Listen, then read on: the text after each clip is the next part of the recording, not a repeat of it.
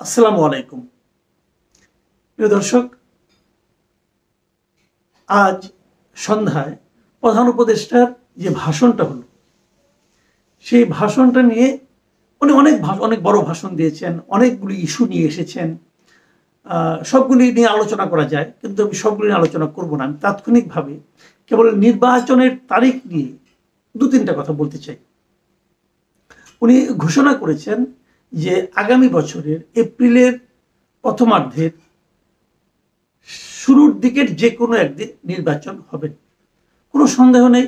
এই জন্য ওনাকে ধন্যবাদ দিতে হবে, এই কারণে যে উনি অনেক বলা হওয়ার পর উনি একটা নির্বাচনের সুনির্দিষ্ট তারিখ ঘোষণা করলেন। আগে তো একটা অনির্দিষ্ট অবস্থায় ছিল, মানুষ বুঝতে পারছিল না কবে নির্বাচন হবে। এই তারিখ দেওয়াটা আমি মনে করি একটা পজিটিভ দিক।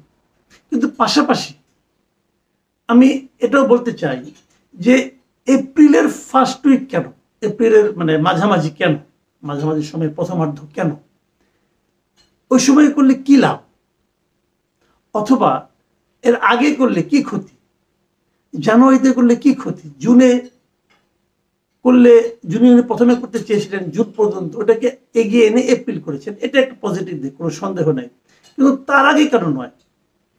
উনি বলেছিলেন, আগের থেকে বলেছিলেন যে ম্যাক্সিমাম রাজনৈতিক দলগুলো যা চাইবে, যেভাবে চাইবে উনি সেভাবেই নির্বাচনের কথা বলবেন। উনি যখন জাপান গেলেন, জাপান যে উনি বললেন যে মাত্র একটি মাত্র দল ডিসেম্বরে নির্বাচন চায়।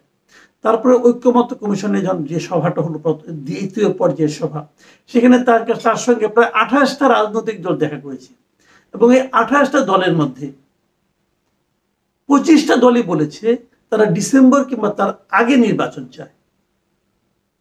আর আমি পরে শুনেছি, 3 তারিখে আমি দেখলাম একটা অনুষ্ঠানে জামাতের পক্ষ থেকে বলা হলো তারা এপ্রিলের মধ্যে নির্বাচন চায়। তাহলে বিষয়টা কি দাঁড়ালো?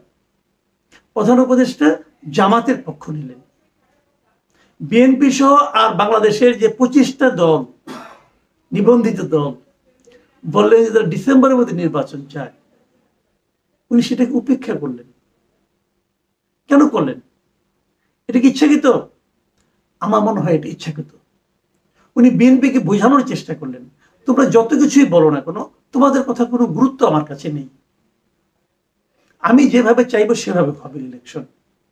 এবং উনি এপ্রিলের মধ্যে, কেন এপ্রিল, এপ্রিলে কি সুবিধা, কেন এপ্রিলে পারলে ডিসেম্বরে পারবেন না, এই ব্যাখ্যাটা কিন্তু ওনার এই বিরাট ভাষণে আমি কোথাও পেলাম না। এবং ওনার যে ভাষণ, উনি কেন করিডোর দিতে চাচ্ছেন, করিডোর মানে আপনার এই মানবিক চ্যানেল যেটা, সেটা কেন দিতে যাচ্ছেন, উনি কেন বন্দর ভাড়া দিতে যাচ্ছেন, উনি হজ কিভাবে করাচ্ছেন, উনি কিভাবে আরো কি কি কাজকর্ম করছেন, এগুলো যে ফিরিস্তি দিলেন, এটা আমরা আগেও দেখেছি। প্রত্যেকটা সরকারের মধ্যে এই ধরনের একটা টেন্ডেন্সি কাজ করতো, যে তারা সব ফিরিস্তি দিতেন, যে তারা কি কি করেছেন। ভাই, সরকারে যিনি থাকেন ওনাদের ফিরিস্তি দেওয়ার কোনো দরকার নাই। এই টেকনিকটাই মনে করি অপ্রয়োজনীয় টেকনিক। পৃথিবীর অন্য কোনো দেশে ফিরিস্তি দেয় বলে আমার কাছে মনে হয় না। আপনি কি করেছেন সেটা আপনি বলার দরকার পড়ে না, এটা তো আমরা জানি। আপনি যে কাজটা করেছেন ওই কাজটা তো এই দেশের জনগণের জন্যই করেছেন। এদেশের জনগণ হিসেবে আমরা সেটা টের পাই না? আমাদের তো টের পাওয়ার কথা।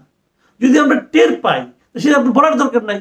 আর যদি আমি টের না পাই তাহলে আপনি বলে কি লাভ? বাট উনি সে আগের পদ্ধতিতে কিন্তু ভাষণটা দিলেন, উনি কি কি করেছেন, কি করলে কি হবে, কি হতে পারে, এগুলো সব বললেন। কিন্তু এগুলো ওনার মূল কাজ ছিল না। আসলে ওনার মূল কাজ হলো নির্বাচন। উনি তার সঙ্গে যুক্ত করেছেন বিচার এবং সংস্কার। সংস্কার উনি কখনোই শেষ করতে পারবেন না, এটা কখনো সম্ভব না। কারণ সংস্কারগুলি কি হবে, এগুলি সংস্কার প্রস্তাবনা আকারে থাকবে।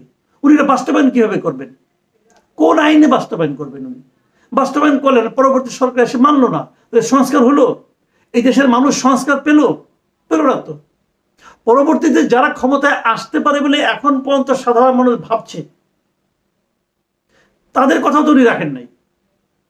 এখন এই যে আপনি বিএনপির কথা রাখলেন না, তাহলে যদি বিএনপি ক্ষমতায় আসে, তো বিএনপি কি আপনার করে যাওয়া কাজগুলিকে অনার করবে? যদি না করে আপনি কি করতে পারবেন তখন? কাজে কিন্তু মাঝখান থেকে কি হলো, এই কাজগুলো করতে যে আপনি আমাদের মতো সাধারণ মানুষ যারা আছে ওদের প্রত্যাশার মৃত্যু ঘটালেন, আমাদের দুর্ভোগের মধ্যে ফেলে দিলেন। কাজে এতে লাভটা কি? আমার কি যেন মনে হয় যে এটা হলো কি, ম্যাক্সিমাম রাজনৈতিক দল, ম্যাক্সিমাম সাধারণ মানুষ, তাদের যে প্রত্যাশা, সে প্রত্যাশাকে উনি ইগনোর করলেন। অবহেলা করলেন এবং অবহেলা করে উনি বুঝালেন যে তোমরা সবাই যা চাও সেটা হবে না, আমি একা যা চাই তাই হবে।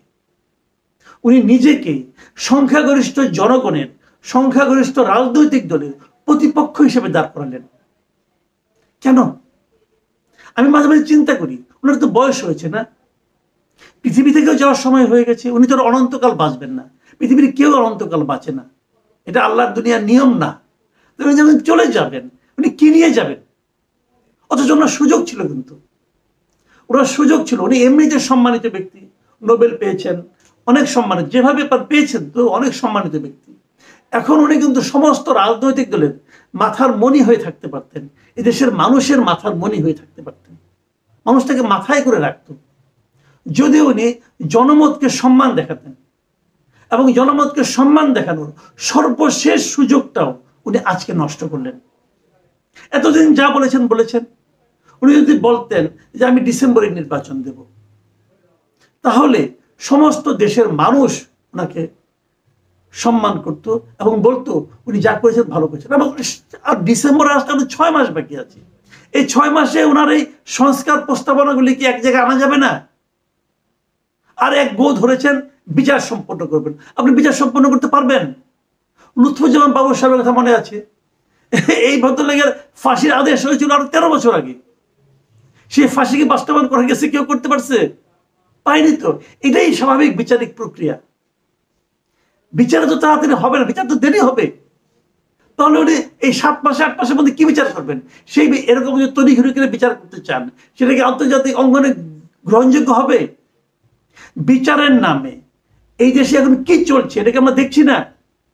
একটা হত্যা প্রচেষ্টা হয়েছে, হত্যা হয় নাই কিন্তু, একটা হত্যা প্রচেষ্টা হয়েছে বলে বলছেন, তার জন্য 200-300 লোককে আসামি করছেন, সমস্ত শিল্পীদেরকে আসামি করছেন, করে করে আবার জেলে ঢুকাচ্ছেন, তাদের আবার জামিন হচ্ছে না, এগুলো আমরা দেখছি না।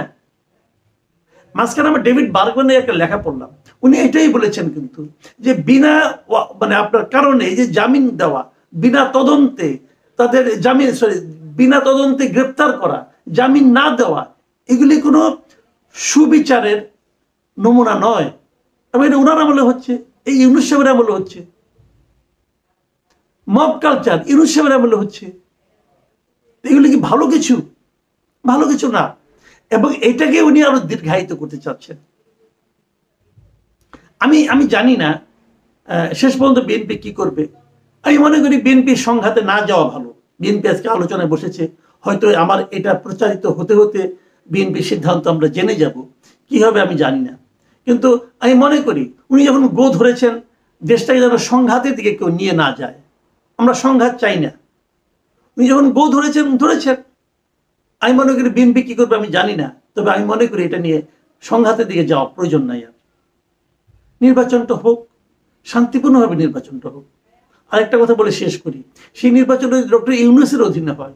ডক্টর ইউনূস সাহেব এ পর্যন্ত যত কাজ করেছেন, সেই এনসিপির গঠন থেকে শুরু করে আজকে নির্বাচনের তারিখ ঘোষণা করা পর্যন্ত, উনি কিন্তু নিরপেক্ষতা বজায় রাখতে পারেননি।